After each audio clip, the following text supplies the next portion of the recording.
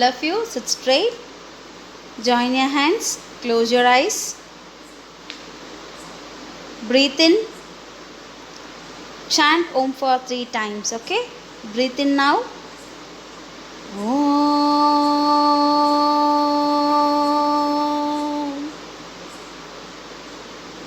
Breathe out, breathe in. Om.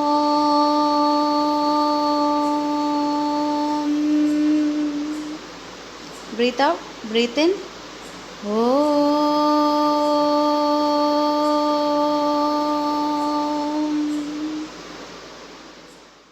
Om Shahana Bhavatu Shahana Bhunaktu Shah Viryam Karavavagai Tejasvinabhatitamastu Ma Vittishavagai. Om Shanti Shanti Shanti. Hari Om Shri Gurubhyo Namaga. Hari Om. Hari ஓம். சென்ற வகுப்பில் மாணவர்கள் கண்மணியே கண்ணுறங்கு என்ற தாலாட்டுப் பாடலில் குழந்தையை தாய், முத்தேன், முக்கணியே மற்றும் முத்தமிழே என்று தாலாட்டிய தன்மையை பாடல் வழி அறிந்து கொண்டீர்கள். இன்று நாம் இயல் 2 இடம்பெற்றுள்ள தமிழர் பெருவிழா என்ற உரைநடை பகுதியை காண இருக்கிறோம். இப்பாடப்பகுதியில் மாணவர்கள் தமிழர் திருநாளான பொங்கல் திருநாளை தமிழர்களாகிய நாம் எவ்வாறு 4 நாட்கள் கொண்டாடுகிறோம் என்பதை குறித்து அறிந்து கொள்ள இருக்கின்றோம். நாம் இப்பொழுது இப்பாடப்பகுதியின் கற்றலின் நோக்கம் குறித்து அறிந்து கொள்ளலாம். தமிழர்களின் பண்பாடு மற்றும் இயற்கையை தமிழர்கள் வணங்கும் தன்மை, விழாக்கள் கொண்டாடும் முறைகள், ஒற்றுமையுடன் வாழ்தல் போன்றவை குறித்த கருத்துக்களை மாணவர்கள் அறிதலே இப்பாடப்பகுதியின் கற்றலின் நோக்கமாக அமைந்துள்ளது. மனதிற்கு மகிழ்ச்சியை தரக்கூடியதுதான் விழா. இந்த விழாவை கொண்டாடுவதற்காக உறவினர்கள் ஒன்று கூடுகின்றனர்.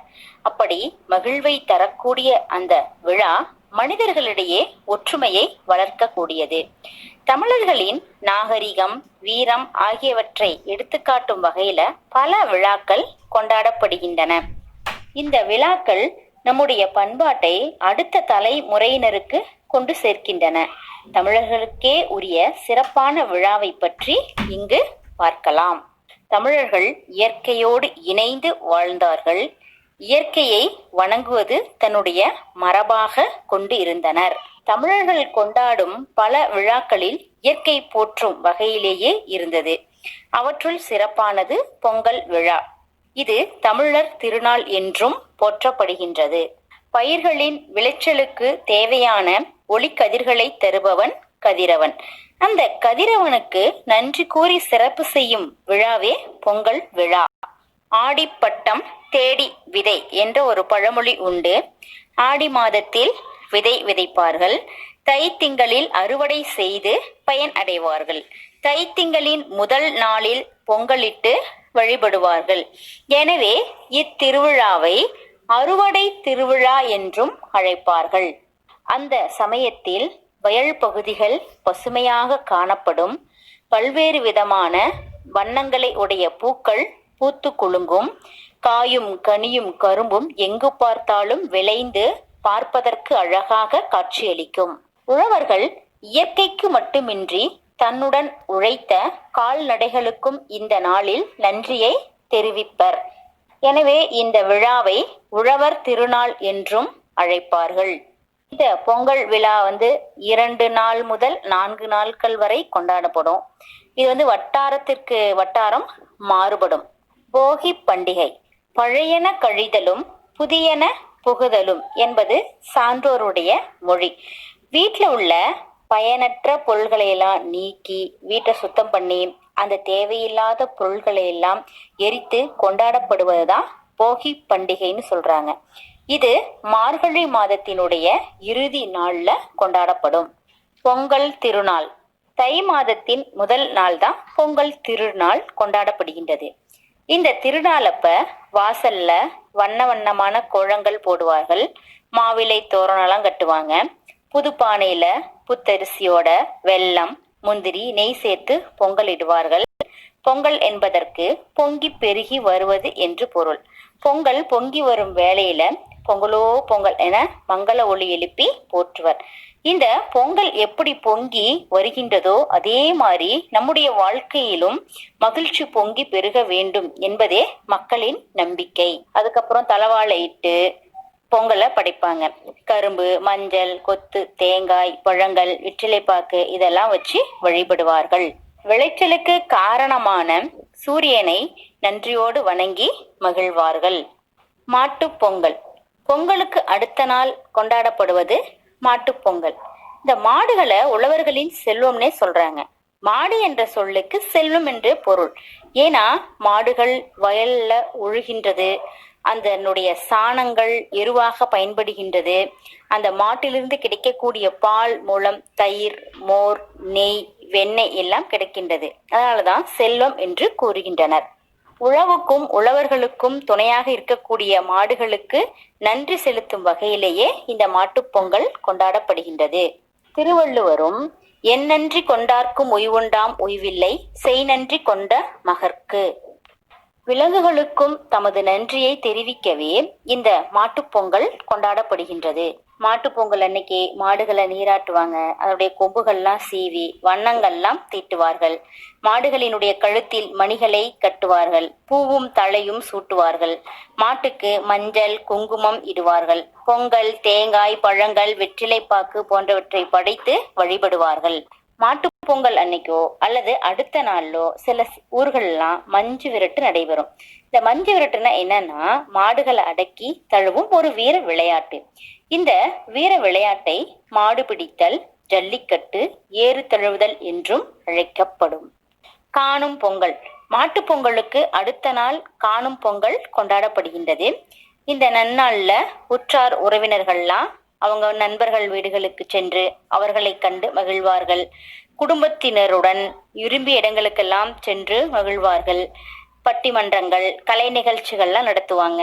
விளையாட்டு போட்டிகள்லாம் நடத்தி வெற்றி பெற்றோருக்கு பரிசுகள்லாம் வழங்கி பாராட்டுவர். இயற்கை, உழைப்பு, நன்றி உணர்வு, பண்பாடு இதனை போற்றும் விதமாகவே இந்த பொங்கல் விழா கொண்டாடப்படுகின்றது. இந்தியாவில் மட்டுமின்றி இலங்கை, மலேசியா, சிங்கப்பூர், மொரீசியஸ், தென்னாப்பிரிக்கா போன்ற நாடுகளில் வாழும் தமிழர்கள் இந்த பொங்கல் திருவிழாவை மகிழ்ச்சியுடன் கொண்டாடி மகிழ்கின்றனர். இதுவரை மாணவர்கள் இப்பாடப்பகுதியில் போகித் திருநாள், பொங்கல் திருநாள், மாட்டுப்பொங்கல், காணும் பொங்கல் ஆகிய தலைப்பின் கீழ் நமது தமிழ் மக்கள் பொங்கல் கொண்டாடும் தன்மையை அறிந்து கொண்டீர்கள். மாணவர்கள் இப்பாடப்பகுதியின் கற்றல் வெளிப்பாடு குறித்து இப்பொழுது அறிந்து கொள்ளலாம். மாணவர்கள் இயற்கையை பேணி பாதுகாத்தல், தமிழர்களின் பண்பாடு மற்றும் கலாச்சாரத்தை பேணி பாதுகாத்தலே நமது கடமையென உணர்தலை இப்பாடப்பகுதியின் கற்றலின் வெளிப்பாடாக அறிந்து கொண்டீர்கள். Hello and welcome to Yoga Eye Exercises. Lisa and Sukadev of Yoga Vidya welcome you for practice for new insights, relaxed eyes and improved eyesight. You can do this exercise standing, sitting on a chair or sitting cross-legged on the floor. Wherever you're sitting, close your eyes and feel your eyes. And become aware you want to be grateful to your eyes and you want to do something good for your eyes. Open your eyes, look towards the right and towards the left, towards the right, left, right, left, right, left, right, left. Close your eyes, feel your eyes. And with each exhalation, imagine you send relaxing energy, light energy from your abdomen to your eyes or through your eyes. Open your eyes again, look up, down, up, down, up, down, up, down, up, down. Close your eyes, feel your eyes, and with each exhalation send relaxing energy from your abdomen to your eyes and through your eyes.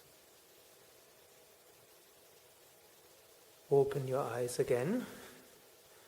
Now look to the upper right, lower left, upper right, lower left, upper right, lower left, upper right, lower left, upper right, lower left, upper right, lower left. Close your eyes.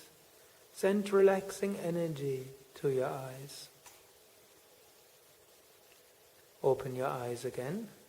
Look towards the upper left, lower right, upper left, lower right, upper left, lower right, upper left, lower right, upper left, lower right. Close your eyes and send relaxing energy from your abdomen towards your eyes. Open your eyes again and make now circular movement clockwise. Look up and then slowly to the right and to the bottom and to the left and up to the right, down, and continue a few times. Try to make it complete circles and not just squares. This practice also helps to harmonize the two hemispheres of the brain. Now, other direction, counterclockwise. Do slow conscious movement.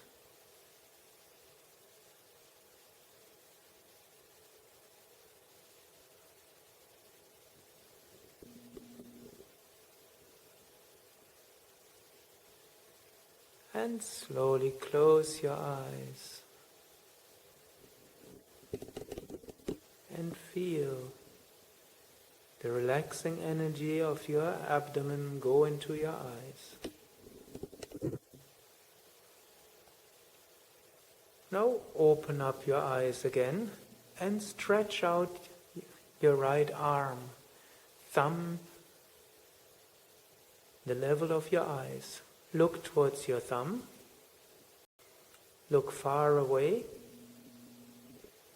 Back to your thumb. Now look towards the tip of your nose, to your thumb, far away, your thumb, tip of your nose, thumb, far away, thumb, tip of your nose, thumb, far away, thumb, tip of your nose, thumb, and far away. Close your eyes, lower your hand, breathe a few times, and send relaxing energy into your eyes and through your eyes.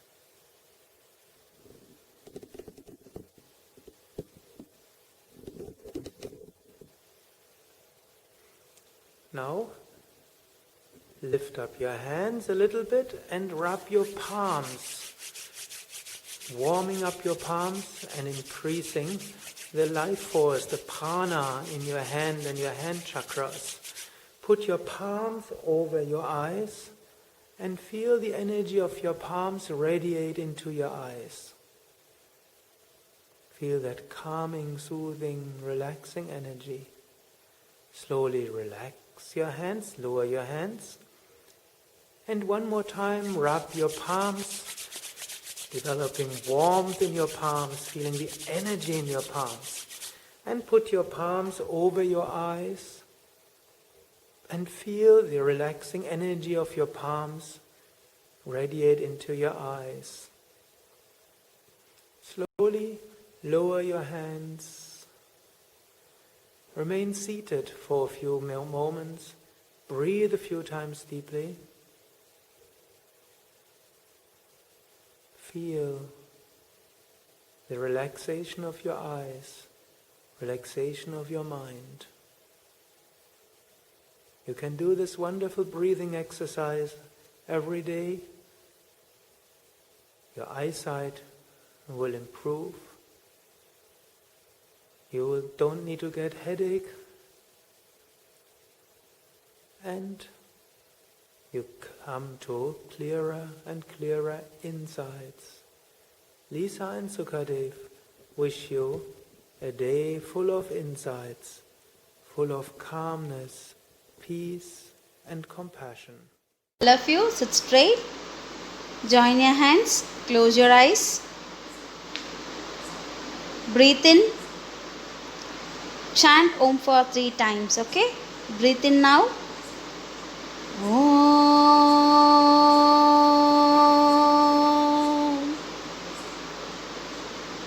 Breathe out. Breathe in. Om.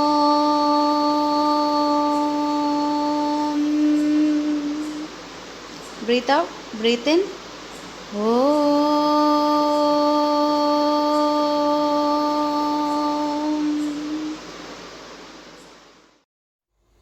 Om Purnamada Purnamidam Purnat Purnamudashyate Purnasya Purnamataya Purnameva Vasishyate. Om Shanti Shanti Shanti. Harihi Om Shri Gurubhyo Namaha. Harihi Om.